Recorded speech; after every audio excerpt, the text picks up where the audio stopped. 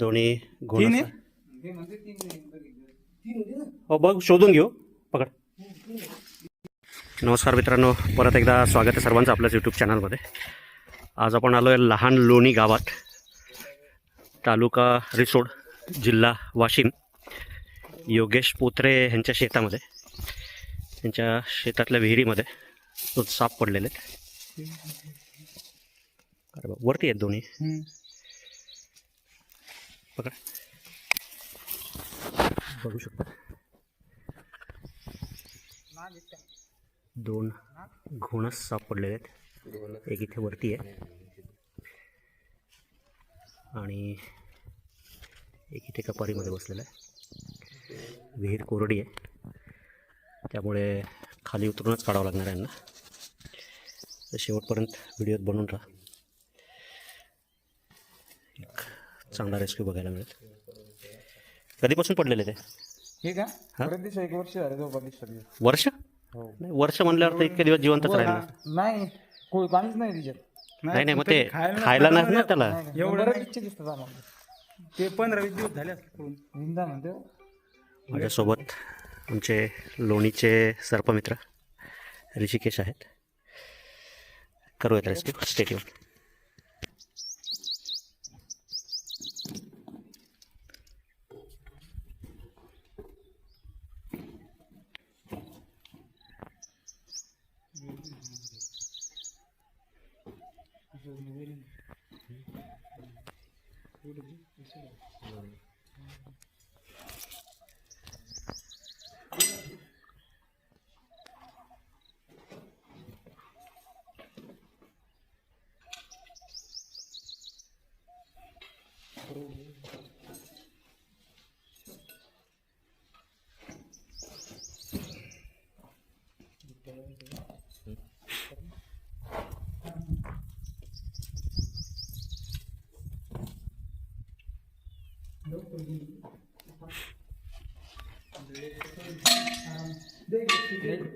नळी खाली जाते.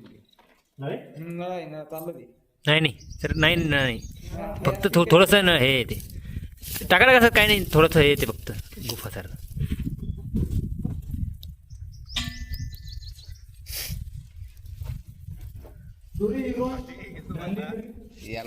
आलं नाही.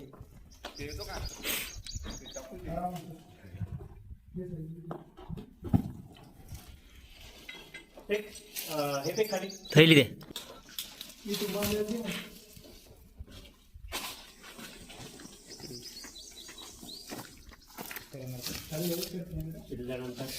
हो थांब. दोन्ही घोण हो बघ शोधून घेऊ, पकड. अडवा गरज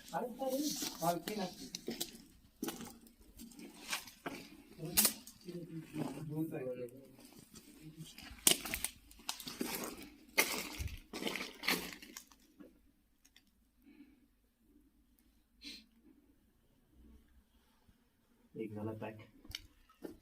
विषारी असलेले साप शिरल्यानंतर कुकरच्या शिट्टीसारखे जोरात आवाज करतात. बेंडू घे. एक बुलफ्रॉग पडलेला आहे. बेडूक आहे बराच मोठ्या साईजचा.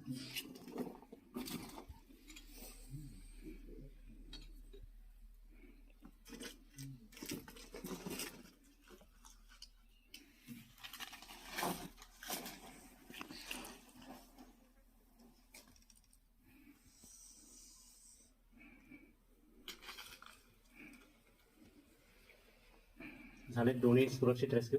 हे म्हणतायत अजून तिसराही आहे, पण कुठं काही असं नळाही नाही ना मध्ये साप लावून बसेल. तिथे एक आहे पण त्याच्यात काही दिसत नाही.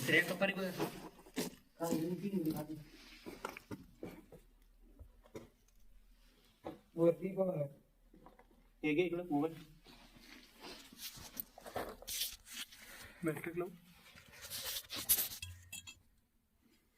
हो हा वायपरची बसले तू. इथं कपारीमध्ये अजून एक तिसरा वायपर बसलेला आहे. काढणं थोडं अवघड आहे बा. स्टिक जात नाही तिथे, सारखं जर जागा असली तर मुश्किल आहे. करूयात प्रयत्न ह्यालाही काढायचा. जागा तर नसेल, कारण की हे इकडे तोंड येतात. इथं तोंड इकडे आहे का? हां, इकडे येते पुढं.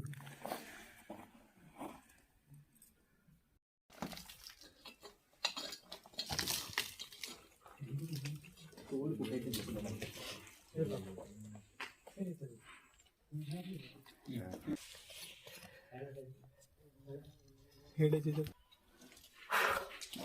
मागं सारखं निघालाय तिसरा पण बाहेर.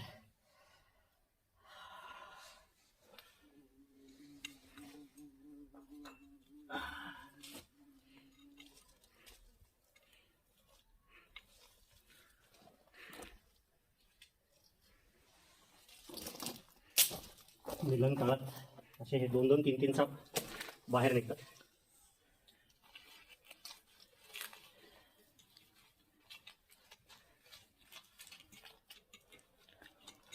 त्यांना सांगून पाहायचं काम नाही म्हणून.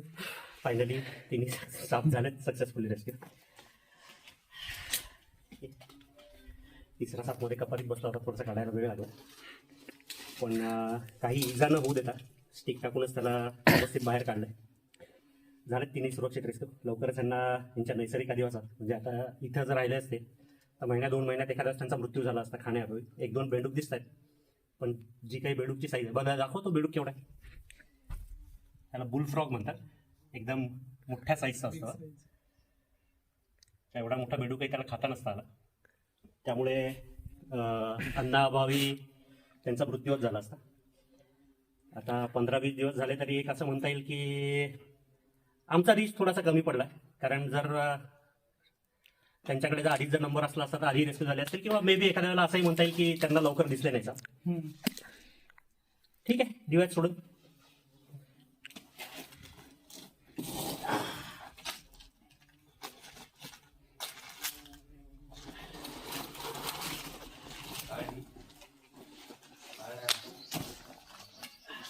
तर घेऊन येत बसा.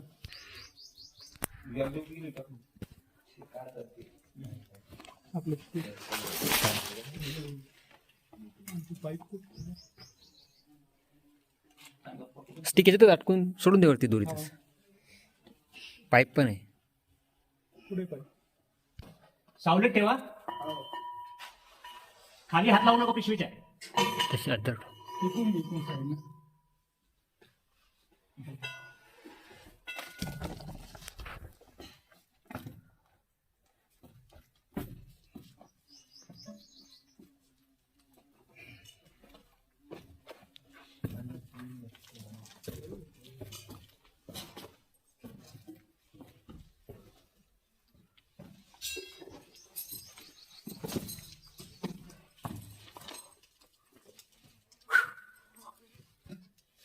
कोंड त्या शेतीचे मालक, छोटे मालक,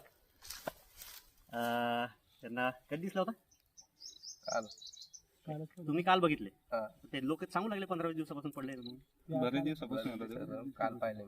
कारण हे 3 साप जे आहेत, 2 असले असते तर असं म्हणता आलं असतं की ह्या 15-8-10 दिवसात पडलेले, पण 3 साप आहेत. म्हणजे नॉर्मली असं असतं की 1 मादी आणि 2 नर. ज्या 2 नरांमध्ये द्वंद्व होतं, म्हणजे फाईट होते, त्या 2 नरामधला जो नर हरतो तो तिथून निघून जातो आणि जो जिंकलेला नर आहे तो मादीसोबत मिलन करतो. अशी यांची एक प्रोसिजर असते. तर 3 गुण आहेत, म्हणजे नक्कीच ह्यातले 2 नर असणार आहेत आणि 1 मादी, आणि त्या फाईटमध्येच एखाद्या वेळेस ते खाली पडलेले असतील. तर थोडंसं काळजी घ्या. शेतात येताना आम्ही दरवेळेस सांगत असतो लोकांना, पायात बूट घालून ये. साप समोर असल्यानंतर कधीच चावत नाही, त्याच्या अंगावर मात्र पाय पडला साप 100% चावतो पायालाच. तर पायात जे काही आहेत ते गमबूट घालायचे. पोटरीपर्यंत बूट येतात 250 रुपयाला, ते बुटं घालत जा. कुठेही अडचणीच्या ठिकाणी डायरेक्ट हात घालायचा नाही, कारण त्याच्यात एखाद्या साप लपून बसलेला असतो. कारण सापाच्या जागेत आपण शेती हा व्यवसाय करतो. ही गोष्ट थोडीशी लक्षात घ्या. जमिनी जरी तुमच्या नावावर असल्या तरी रान त्यांचं आहे. ठीक आहे, काळजी घ्या, सुरक्षित राहा. धन्यवाद. आपण आलो आहे मित्रांनो मोहजाबंदीच्या जंगलामध्ये. जे आत्ता रेस्क्यू केलेले साप आहेत त्यांना सोडण्यासाठी. घनदाट जंगल आहे चांगलं. जे आम्ही साप ज्या विहिरीतनं काढले तिथून हार्डली 1-अर्धा किलोमीटर अंतरावर हे मोहजाबंदी, तालुका रिसोड, जिल्हा वाशिमचं जंगल आहे.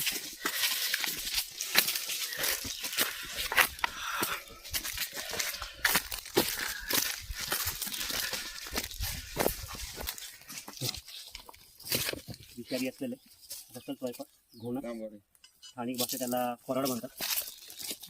चिडल्यानंतर कुकरच्या शिट्टीसारखा जोरात आवाज करतो. हा ऐकू शकता तुम्ही आवाज कसा चालू झाला आहे.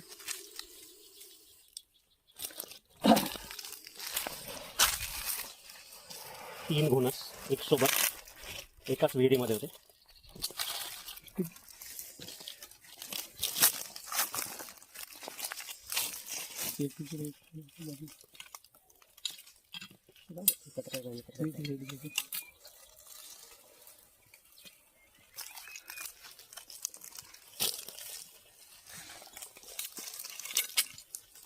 थोडेसे वीक झालेले दिसत आहेत.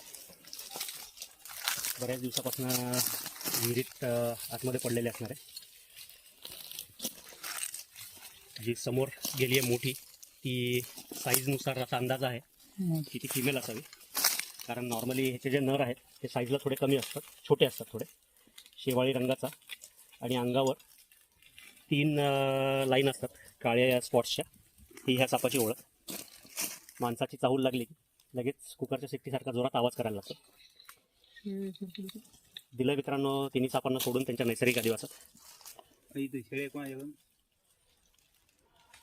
जर व्हिडिओ आवडला, काम जर आवडत असेल येईल इकडे ते तर लाईक करा. चॅनलला अजून सबस्क्राईब केलेलं नसेल तर सबस्क्राईब करा आणि कमेंट करायला विसरू नका. धन्यवाद.